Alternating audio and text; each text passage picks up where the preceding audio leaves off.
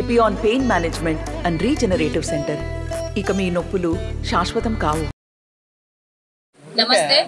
ఈరోజు మెదక్ పార్లమెంట్ నియోజకవర్గాలలో భాగంగా గజ్వేల్ నియోజకవర్గంలో ఈరోజు ఆర్యవైశ్య ఆత్మీయ సమ్మేళనం జరిగింది. మరి ఈరోజు నర్సారెడ్డి గారి ఆధ్వర్యంలో ఆంక్ష రెడ్డి గారి ఆధ్వర్యంలో పెద్ద ఎత్తున ఆర్యవైశ్యులు ఇక్కడికి విచ్చేయడం జరిగింది. వారందరూ కూడా గతంలో ప్రభుత్వం వల్ల ఇబ్బంది పడినటువంటి ఆర్యవైశ్యులు ఎంతో మంది ఉన్నారు. అందులో భాగంగా ఈరోజు ప్రభుత్వం ఉన్నది. అడిగితే పిలిస్తే పలికేటటువంటి ప్రభుత్వము, పిలిస్తే పడిగేటటువంటి మా ఇన్ఛార్జీలు ఉన్నారు. కాబట్టి ఇక్కడ ఓటంతా కూడా 100% కాంగ్రెస్ కి వస్తుంది అనే నమ్మకం పూర్తిగా ఉంది. ఇక్కడ అందరూ కూడా ఏమంటున్నారంటే చాలా మంది గతంలో వ్యాపారపరంగా ఇబ్బందులు పడినారు. వాళ్ళు రోడ్ వైండింగ్ లో పోయినటువంటి ఆస్తులే కానివ్వండి, కనీసం ప్రభుత్వ పథకాలలో ఆర్యవైశ్యులకు ఒక్కడి కూడా పథకం అందలేదు. కాబట్టి వ్యతిరేకంగా పూర్తి స్థాయిలో బీఆర్ఎస్ కు ఉంది. ఇక బీజేపీకి పోతే మాత్రం ఆయన ఎప్పుడు కూడా ఆయన నియోజకవర్గంలోనే ఇచ్చిన హామీలను నెరవేర్చలేదు. పార్లమెంటులో గతంలో ఉన్నటువంటి నలుగురు ఏం మాట్లాడినరు, ఇప్పుడు వీళ్ళు కొత్తగా వస్తే మాట్లాడేది ఏముంటది. కాబట్టి దోపిడీకి గురైనటువంటి రెండు ప్రభుత్వాల వల్ల ప్రజలు ఈరోజు అప్రమత్తంగా ఉన్నారు. యువతకు ఉద్యోగం లేదు. గతంలో బీజేపీ ఇచ్చినటువంటి వాగ్దానాలు ఒక్కడు కూడా నెరవేర్చలేదు. ఉద్యోగం యువతకి సంవత్సరానికి 2 కోట్ల ఉద్యోగం ఇస్తా అన్నారు. ఈరోజు పకోడీలు అమ్మే వాళ్ళు ఉద్యోగాలు ఇచ్చారన్న మాట్లాడిన మోదీకి ఈరోజు యువత అంతా కూడా వ్యతిరేకంగా ఉన్నారు. దక్షిణ భారతదేశంలోనే కాదు, మరి నార్త్ ఇండియాలో కూడా పూర్తిగా వ్యతిరేకత వచ్చింది బీజేపీ పార్టీకి. కాబట్టి ఇక్కడ తెలంగాణలో అంతో ఇంత ఓటు సాధిస్తే మేమేదో గెలిచాము 4 సీట్లు అనుకునే పరిస్థితిలో వాళ్ళది ఉన్నది తప్ప ఇక్కడ ఏమీ బీజేపీది లేదు. బీఆర్ఎస్ అయితే కథపైపోయిన చచ్చిపోయిన పాము తప్పించి ఇంకేం లేదు రాష్ట్రం మొత్తంలో. వాళ్ళిద్దరూ కలిసి ఈరోజు జెండాలు వేరైనా కూడా కలిసి ఒకే ఎజెండాతో పనిచేస్తున్నటువంటి వాళ్ళు. ఈరోజు కేసీఆర్ ఇక్కడ ఎమ్మెల్యే ఉన్నా కూడా గతంలో ముఖ్యమంత్రి ఉంటే ఎవరిని పట్టించుకోలేదు. ఎమ్మెల్యే ఉంటే ఏం పట్టించుకుంటాడో ఇక అందరికి అర్థమవుతుంది. కానీ ఈరోజు వాళ్ళు అయితే బీఆర్ఎస్ కోటేయండి, లేకపోతే బీజేపీకి వెయ్యండి అనే నినాదం తీసుకుపోతారు. కాబట్టి తెలంగాణ ప్రజలు ఆలోచించాలి. ముఖ్యంగా మా ఆర్యవైశ్యులు జీఎస్టీ వల్ల ఇబ్బంది పడినటువంటి చిన్న వ్యాపారస్తులు, ఎన్నో పెద్ద మాల్లో వచ్చేసి చిరు వ్యాపారస్తులకు ఎన్నో ఇబ్బందులు పెట్టినటువంటి కేంద్ర ప్రభుత్వం. మరి 80% ఉన్న హిందువులకు మేలు చేశామంటారు. మరి 80%లో ఆర్యవైశ్యులు ముఖ్యంగా హిందువులనే చెప్తున్నటువంటి మీరు మా ఆర్యవైశ్యులకు ఏమి ఇచ్చిండ్రు? 40 రూపాయలకు పెట్రోల్ ఇచ్చిండ్రా? 300 గ్యాస్ ఇచ్చిండ్రా? లేదా 60 రూపాయలకు వంట నూనె ఇచ్చిండ్రా? పోతే ఇంకా చాలా ఉన్నాయి చెప్పాలంటే. 196 సమస్యలు ఎదుర్కొంటున్న 10 ఏళ్ల నుంచి ఆస్తులు పణంగా పెట్టాల్సినటువంటి పరిస్థితికి వచ్చింది. మా పిల్లలకు ఉద్యోగం లేదు, మా వ్యాపారాలకు భద్రత లేదు. ఇన్ని నష్టాల్లో కష్టాల్లో ఉన్న బీజేపీకి ఓటు అడిగితే ఎవరేసే పరిస్థితిలో లేరు. కాబట్టి ఇక్కడ ఉన్నటువంటి ఓటర్లు కూడా ఆర్యవైశ్యులు 1200 గడపలు ఉన్నాయి.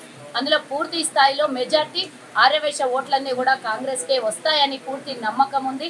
మరి నీలం మధు గారు కూడా మరి ఒక యువకుడు, బీసీ నాయకుడు. గతంలో కేసీఆర్ టికెట్ ఇవ్వలేదు, ఒక్క ముదిరాజు కూడా టికెట్ ఇవ్వలేదు అసెంబ్లీలో.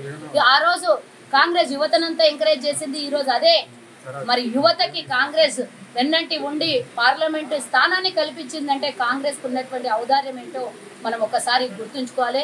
యువ నాయకుడిని గెలిపించాలి, యువకులందరూ ముందుకు రావాలి. మహిళలు ముఖ్యంగా మన నిత్యావసరాల సరుకుల ధరలు పెరిగిపోయినాయి, ఆకాశానికి అంటినాయి. ఈరోజు మన బిడ్డల పెళ్లి చేయాలంటే 1 తులం బంగారం పెట్టాలి. పెద్దల కంటే 76,000 అయింది. కాంగ్రెస్ ప్రభుత్వంలో 22,000 ఉండే. 50,000 పెరగడానికి 10 సంవత్సరాలు పట్టింది. 22,000 రావడానికి 70 ఏళ్ళు పట్టింది. ఒక్కసారి ఆలోచించుకోండి. ఇంకోసారి కనుక తప్పిదం జరిగితే గనక గ్యాస్ 2,000 అయినా ఆశ్చర్యం లేదు, పెట్రోల్ 500 అయినా ఆశ్చర్యం లేదు.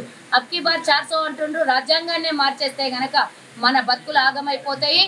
ఆగమైపోయే ఓటర్ పార్టీకి మనం ఓటేయొద్దు అనేది ఒక్కసారి మనం ఆలోచించండి. ప్రతి ఒక్కరికి కూడా ఈసారి కాంగ్రెస్ పార్టీ 5 గ్యారెంటీలు తీసుకొచ్చింది. అందులో భాగంగా సమాన హక్కు, సమాన అవకాశము అని మహిళలకు కూడా ఉద్యోగ అవకాశాల్లో 50% రిజర్వేషన్ కేంద్రం నుంచి కల్పించబోతున్నాం.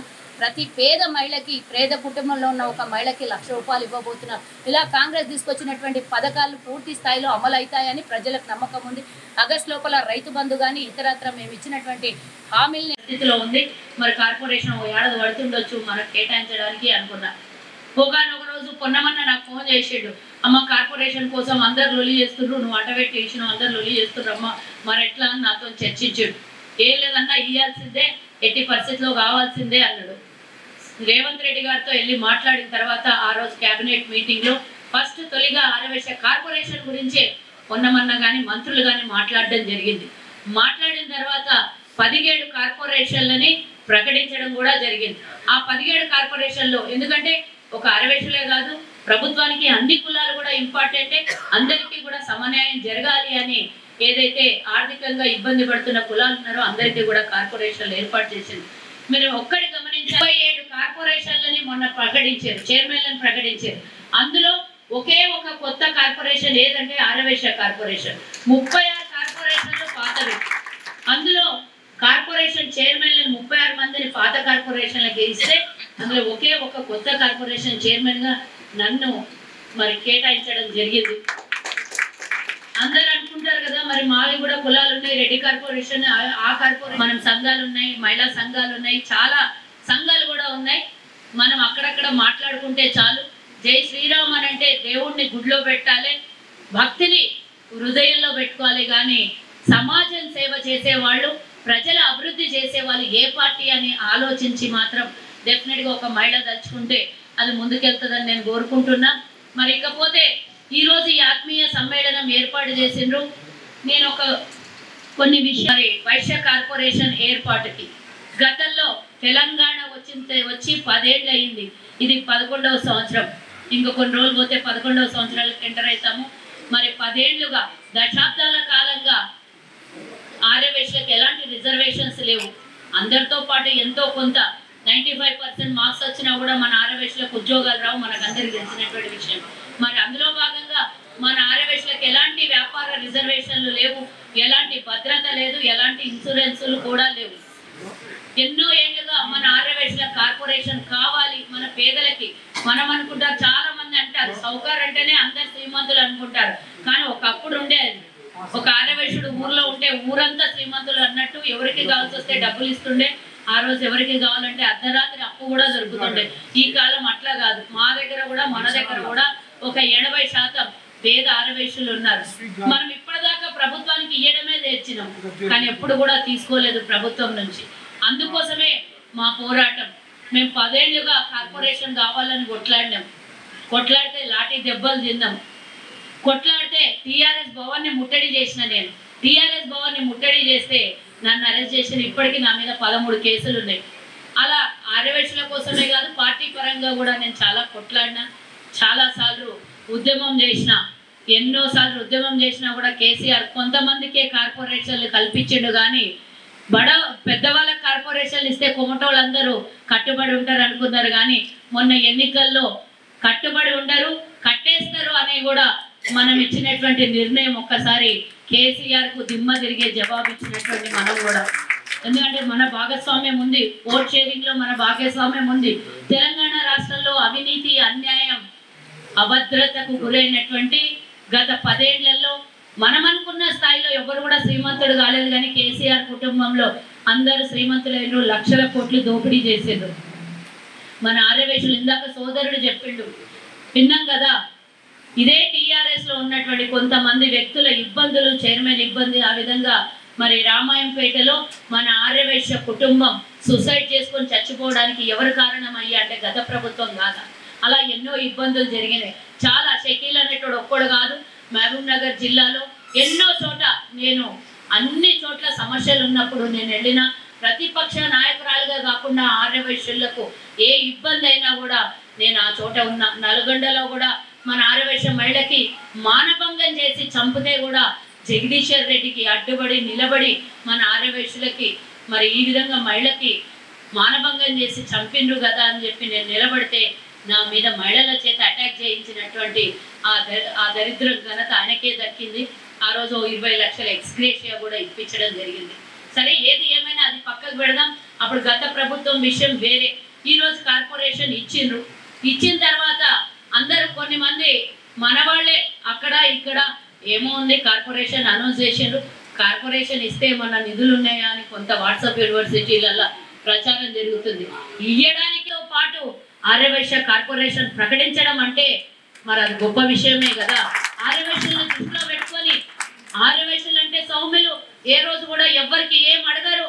కష్టాలున్నా, ఒకరింట్లో వంట పని చేసినా, ఇడ్లీ బండి పెట్టుకున్నా, ఏం చేసినా కూడా కష్టాలున్నా కూడా ఎవరి దగ్గర కూడా చేయి జాచి దేహి అని అడగరు. కానీ ఇబ్బందులున్నా, కష్టపడుతున్నారు అని ఆలోచించినటువంటి ప్రభుత్వం నేను 2018లో ఉత్తమ్ కుమార్ రెడ్డి గారు పిసిసి ఉన్నప్పుడు మొట్టమొదటిసారి కార్పొరేషన్ కావాలని మేనిఫెస్టోలో పెడితే మన పెద్ద మనిషి కాస్త మైనార్టీ సోదరులను కలవడానికి కూడా వెళ్ళారు. ఇవన్నీ ఒక ఎత్తు అయితే వేదిక మీద ఎన్ని ఇబ్బందులు ఎదురైనా మరి ఇక్కడి నుంచే ప్రాతినిధ్యం వహించి ఎమ్మెల్యే అయి ముఖ్యమంత్రి అయిన డౌన్ టు అర్త్ నిగర్వి పిలిస్తే పలికేటటువంటి వ్యక్తి మరి మాజీ ఎమ్మెల్యే ఈరోజు మీ అందరితో కలివిడిగా ఉండి గెలిచినా ఓడినా అది ప్రజలిచ్చే నిర్ణయం తప్పించి మన వ్యక్తిత్వం కోల్పోయేది కాదు అని మరి ఒకసారి ఎక్స్ఎమ్మెల్యే అయిన తర్వాత మరోసారి కూడా కేసీఆర్ మీద పోటీ చేసి ఈరోజు ఆయన ప్రభుత్వాన్ని కూల్చడం లోపల ఆయన వంతు కూడా పాత్ర ఉంది అని. ఎందుకంటే ఒక ప్రభుత్వం పడిపోయింది, ఇక్కడి నుంచే ఎమ్మెల్యే అయినా కూడా ముఖ్యమంత్రి కాలేని పరిస్థితిలో ఈరోజు ప్రభుత్వం పడిపోయింది అంటే డెఫినెట్గా గజ్వేల్ని అందరు తలుచుకుంటారు. అందులో నర్సన్న పేరు కాంగ్రెస్ పార్టీ తరఫున అందరు తలుచుకుంటారు. మరి ఈరోజు నర్సన్ననే కాకుండా మరి ఇందాకనే నర్సన్న చెప్పిండు మా అబ్బాయికి క్లాస్మేట్ ఆంక్ష రెడ్డి. నేను ఎప్పుడో చెప్పిన అన్న పోయినసారి ఎన్నికలకు అప్పుడైతే మిస్ అయింది, ఈసారి ఆంక్షకే టికెట్ ఇప్పి అంటే అవునమ్మా నేను రెడీగా ఉంటే కానీ మన ముఖ్యమంత్రినే టికెట్ ఇవ్వలేదు అని అన్నారు. ఈసారి కాదు 28లో పక్కా ఎమ్మెల్యే ఆంక్షారెడ్డి గజ్వేల్ అనేది మనం అందరం ఇప్పటి నుంచే కాంగ్రెస్ యువతను ప్రోత్సహిస్తుంది. మనం చూసినాం కదా 26 ఏళ్ల పిల్లగాడు కూడా మన ఇదే మెదక్ ఉమ్మడి మెదక్ జిల్లాకు సంబంధించినటువంటి రోహిత్ రావు మా అబ్బాయి క్లాస్మేట్. ఆ అబ్బాయి కూడా యువత ఈరోజు ఎమ్మెల్యే అయ్యిండు. ఇట్లా చెప్పుకుంటూ పోతే ఒక 4-5 చిన్న వయసులో కాంగ్రెస్లో ఎమ్మెల్యేలు అయ్యిండ్రు.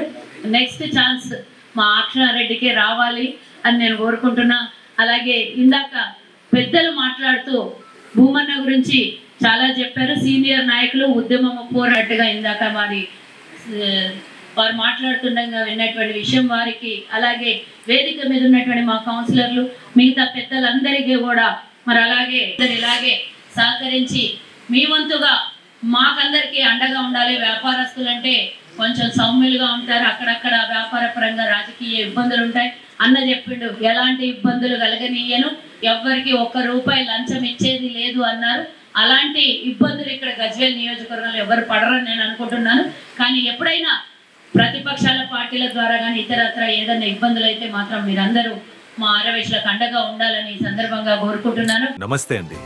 ఇది వ్యాపారం గురించి కాదు, ఓటు గురించి. ఎన్నికల్లో ఓటు వేయడం మన హక్కు మాత్రమే కాదు, కర్తవ్యం. ఎంతో మంది మహా నేతలు శ్రమించి ప్రాణత్యాగం చేసి ఈ అవకాశాన్ని మనకిప్పించారు. అందరూ ఓటు వేద్దాం. ఎందుకంటే ఓటు హక్కు ఊరికే రాదు. నా ఓటు ఎవరికో తెలుసా? అది సీక్రెట్ అండి.